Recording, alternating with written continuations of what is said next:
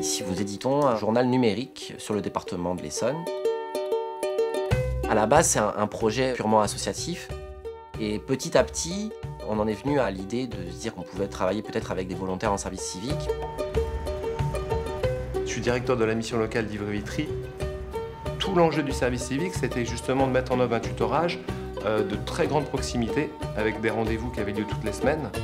On va continuer à faire le remontage. Donc là, tu prends le tesa, tu coupes des tout petits morceaux. La ville de Saguenay a commencé les premières fouilles dans les années 70. On a fait beaucoup de choses. De la céramique, donc de la poterie, qui date du Moyen-Âge et qui nous permet de comprendre les conditions de vie des habitants de l'époque. On encadre des services civiques depuis maintenant 2 ans. C'est un engagement pour un projet d'intérêt collectif. C'est l'idée un peu de la citoyenneté. On n'est pas dans un cadre contractuel d'un employeur à l'égard d'un salarié. On est dans un cadre citoyen, il n'y a pas d'autre mot pour le qualifier, de quelqu'un qui va avoir un rôle d'accompagnement. Ce à quoi je veille en tant que tutrice, c'est effectivement qu'elle puisse bien cerner la mission, mais aussi comprendre dans quelle mesure est-ce que ses expériences, ses connaissances, ses savoir-faire, savoir-être vont pouvoir lui servir dans son projet d'avenir en fait. C'est quelque chose de gagnant-gagnant. Ça nous apporte des personnes qui sont impliquées, qui donnent de leur temps, de leur énergie pour faire vivre le projet. C'est à nous de faire en sorte qu'il puisse bien identifier les enjeux de sa mission. C'est être pour elle une personne ressource. Parce que finalement, il faut que ce soit une relation de confiance, un échange mutuel qui soit profitable à l'organisme d'accueil, mais qui lui soit profitable aussi.